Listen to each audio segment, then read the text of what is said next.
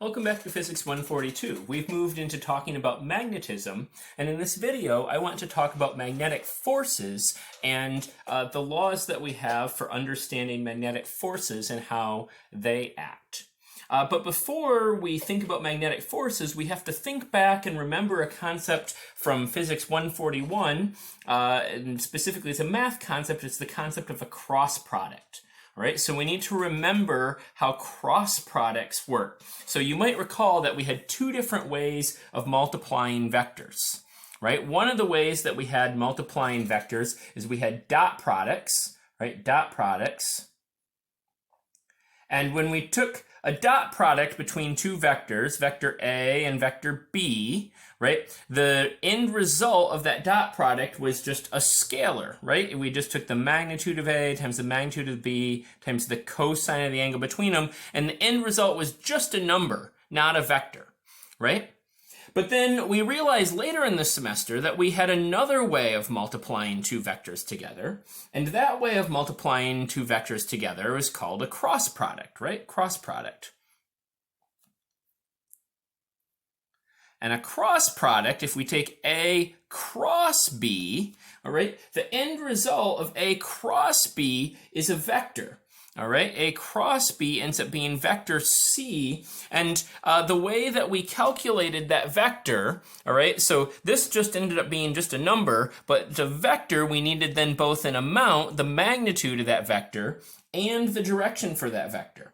Right, so to get the magnitude of that vector for the cross product, we took the magnitude of A, just the amount of A, times the magnitude of B, right, just the amount of B. Well, that's hard to see, so we'll just write these magnitudes just as letters here, all right, so A and B, and then we took the sine of the angle between them, right? We took the sine of the angle between them. So if I were to draw a picture, right, here's vector A, and here is vector B, right, the angle between them, theta. Here we took the cosine of the angle between them. Here we took the sine of the angle between them.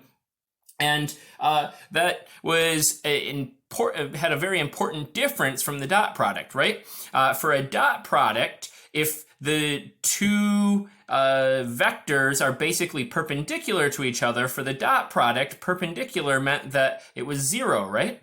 But here, for the cross product, if it's perpendicular, right, two perpendicular vectors, that's when it's maximum, right? That's when sine is maximum, versus for a cross product, if they're not crossed, if they're going the same direction, that's when it's 0, right? So that was very different from the dot product. But this was just part of the answer for a cross product, right? For a cross product, we also needed the direction.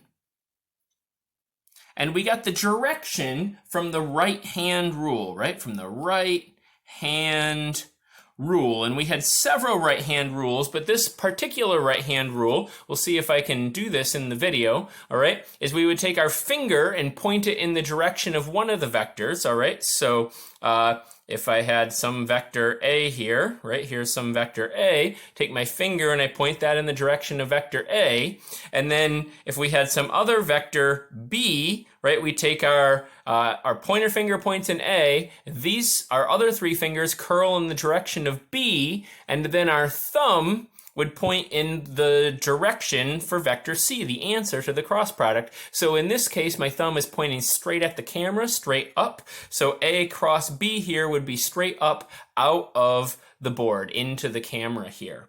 All right, so that's how we did our direction, was via the right-hand rule. And it was important, right? The important thing here was that the direction always ended up being perpendicular to A and B, right? C is always perpendicular to A and B, right? So if A and B are in the plane of the board, C is always either going to be out of the board or into the board, right? So cross products are fundamentally three-dimensional, right?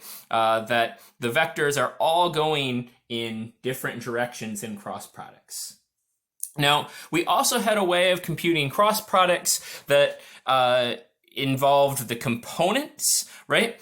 And specifically, for dot products, we realized if you wanted to take A dot B and you just knew the components, then we did, you took each AX times BX plus AY times BY plus AZ times BZ. You took each component, multiplied just the x components together, the y components together, the z components together, and added them all up, and that just gave you a number, right? But for the cross product, we needed to have, the answer has to have an I, a j, and a k hat part, right? Because the answer needs to have components to it. So the formula there for A cross B ended up being the following, that in the I hat direction, all right, in the I hat direction, we ended up taking a y times bz, all right, minus az times by.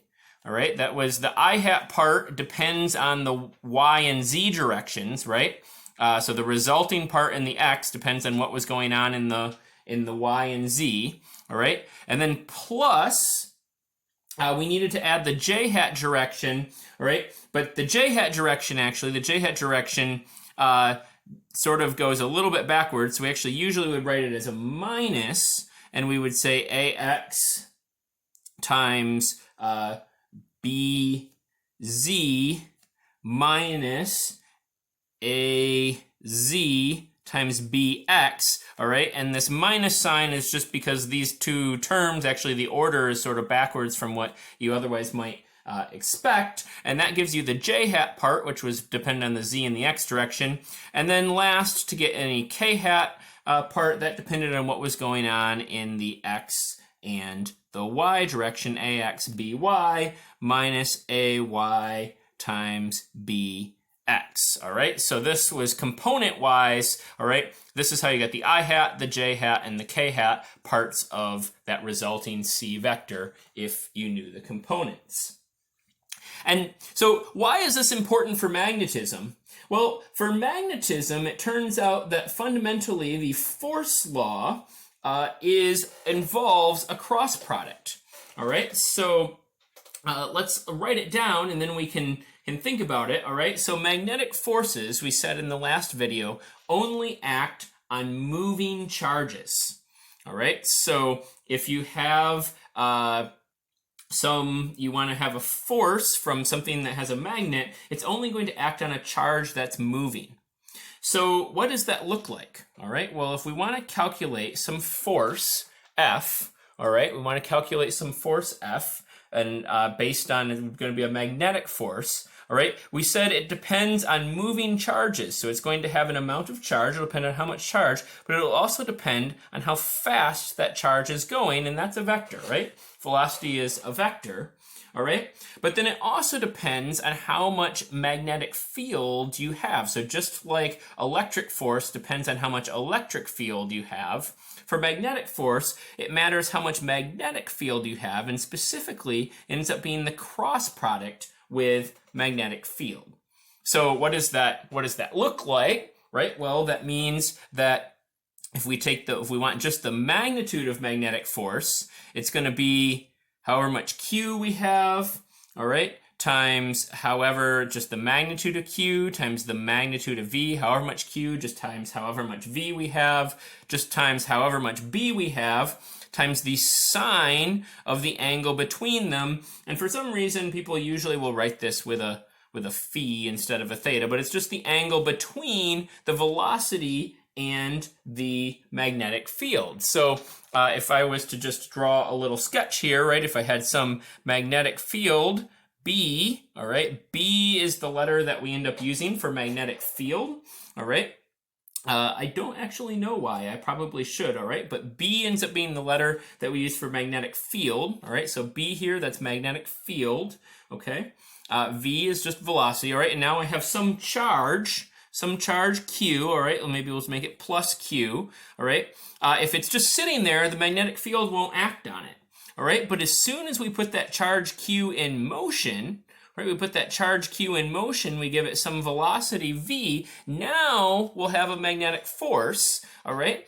And it will depend specifically on this angle phi between the magnetic field and V. And basically, the more perpendicular the charge moves to the magnetic field, the stronger the force will be.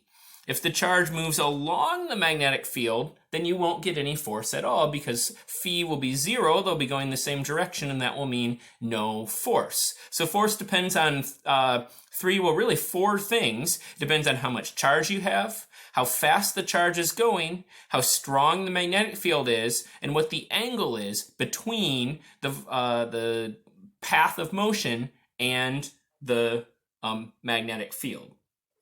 Now, I should just mention briefly in passing here that magnetic field, we should talk about units for magnetic field. All right, so the units for magnetic field, and I'm just going to move my board up just a little bit here so that we have just a little bit more room. All right, so if we want to think about units, all right, for magnetic field, all right, the units for B end up being the following. They end up being a Newton times second per Coulomb meter.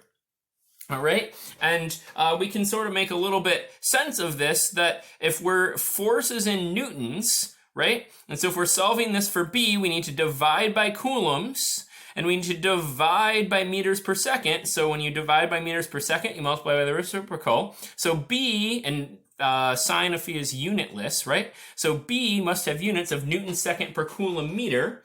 All right, a Coulomb per second is an amp, so sometimes this is written as a Newton per amp meter. All right, and this also gets a special name. We refer to with the letter T, and this is 1 Tesla. All right, 1 Tesla is the unit for magnetic field. Now you should know 1 Tesla is a very strong magnetic field. All right, Earth's magnetic field is something of the order maybe 10 to the minus 3, 1 part in 1,000, a thousandth of a Tesla, a little smaller than that even. All right. And so I should mention that sometimes people will also talk about the unit of Gauss. All right, 1 Gauss, and 1 Gauss, all right, ends up being 10 to the minus 4 Tesla. All right, so Earth's magnetic field ends up being about 10 Gauss. If the strongest magnetic fields, the magnetic field inside of atoms, like between protons and electrons with moving electrons, could be of order maybe 10 Tesla. And about the largest magnetic fields that can get produced in labs here on Earth are maybe 45 Tesla.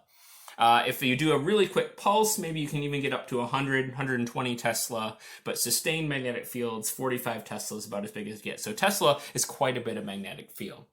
So, all right, well, there you have it. A review of cross products, and this is called the Lorentz force law, all right, which is the force law for magnetic fields and for magnetism, and it depends on magnetic field, velocity, and charge.